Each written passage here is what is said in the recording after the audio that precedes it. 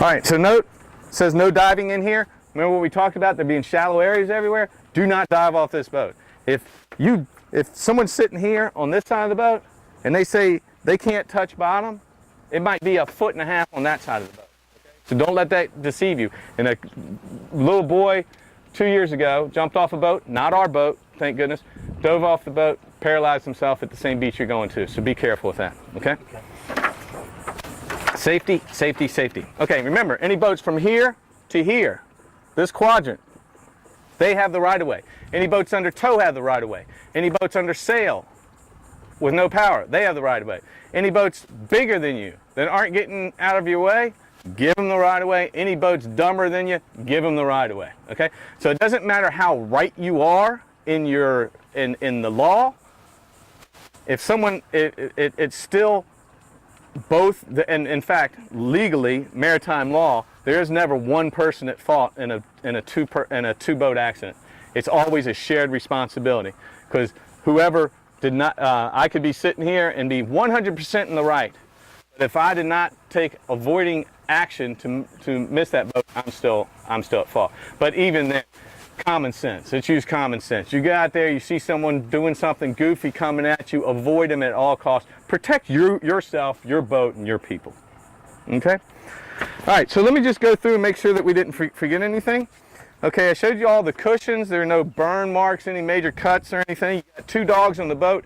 I don't have a problem with dogs, but if you come back and the cushions are ripped because of the dogs, unfortunately, we're going to have to charge you. So we have the dog. I showed you the anchor and rode. I showed you 6 adult life jackets, no kids life jackets. I showed you the throw cushion.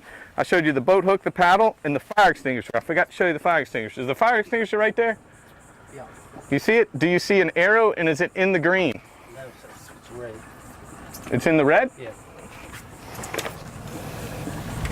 All right. So we're going to get a new fire extinguisher right now. And let me call someone up real quick. Hey, Cody, can you bring me a new fire extinguisher? We got a fire extinguisher in the red. Don't go anywhere. Okay. I have a whistle. Where's the whistle? Is it going to go against your time? No, you're going to get your full time. Okay. You were an hour late, so you're going to get your full 3 hours. Okay.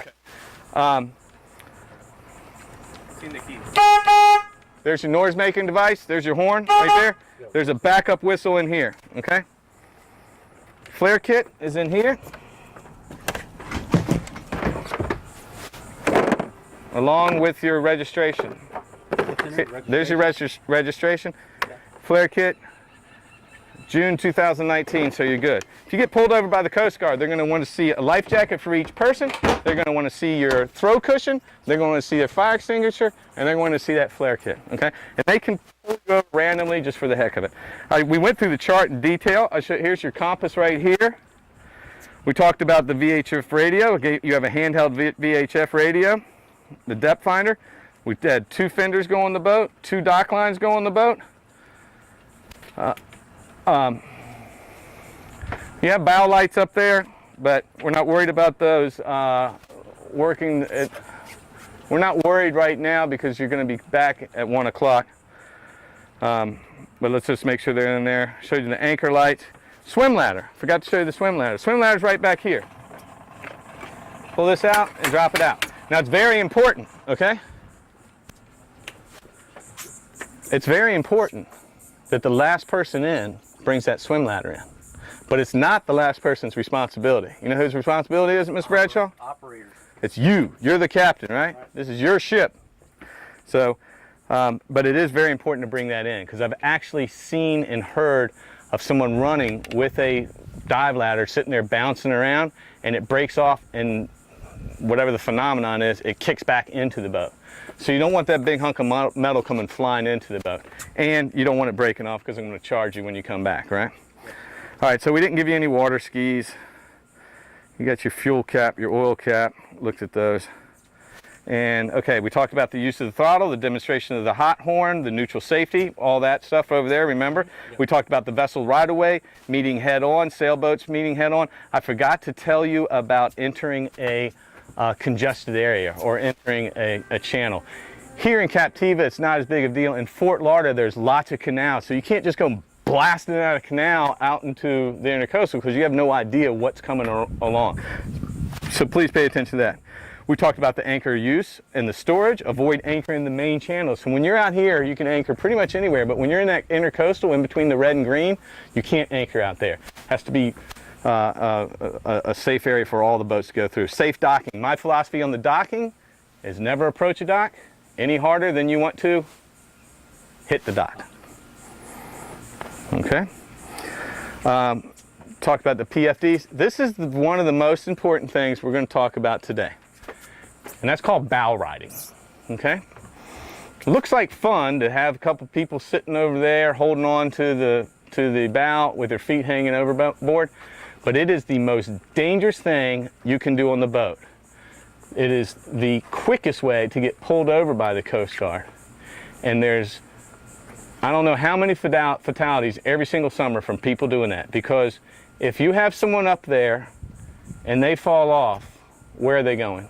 Underneath the boat. And what happens when they go underneath the boat? Either get hit in the head or get chopped up by the motor. They get going right into that prop. So that is the very positively absolute last thing you want anyone sitting up there. Can you please take that camera and just get a picture of the front of this deck boat?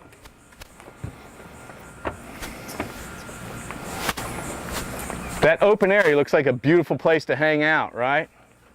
Well, that is a recipe for disaster, okay? Do not sit on that area while the boat's running. When the boat's anchored and it's secure and the engine's off, everything's grand. You can hang out there, okay? And then I just wanted to follow back real quick on the anchoring. If you're anchoring the boat, never cut the engine off until the anchor is fully set.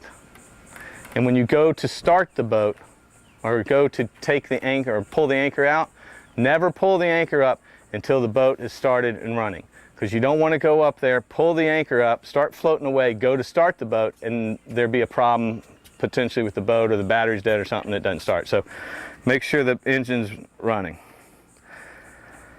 Avoid negligent operation. That's the common sense aspect of it. Avoid excessive speed in congested areas. In this area here, we get fog that comes in, okay? Pay attention to your phone, because if we see fog coming in, we're going to call you, and we're going to try to get you back here as soon as possible, okay? If you find yourself in a situation with fog, do not go fast. Slow, steady, and easy, okay? You are not allowed to operate under the influence of alcohol. What's that? No, there's not a law in Florida that there's not an open container law. So people on the boat can technically, legally have an open container, but if you get a DUI, it's like getting a DUI on your car, okay?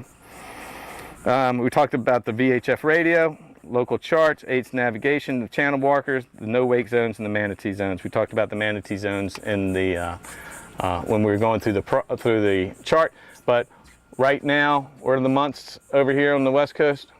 April, November. From April to November, there's no wake. There's manatee zones. So when you're leaving here and you get past this inlet, the 3, 1, 2, 3 markers, you still have to go slow until you get out to that sign that says resume normal safe operating speed.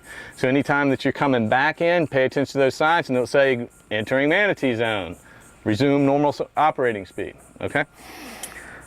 I said that incorrectly, that could be confused. Manatee zone, meaning you're in a manatee zone, and then coming out of a manatee zone, it will say resume normal safe operating speed. Okay, so I'm signing right here. Any questions with all this? Are you going to put that fire extinguisher on here? Absolutely. Thank you for reminding me. Cody, where's that fire extinguisher? Okay, great. Thank you. Sign right there. What we're going to do is Cody's getting that fire extinguisher. And then, date it? Yep, please date it. And then we'll go ahead and get all your people on the boat. Okay. Okay? Can they So come again, and come on it, or? yep, we can get them on there. We're all ready to go. All righty. Great. Thank you.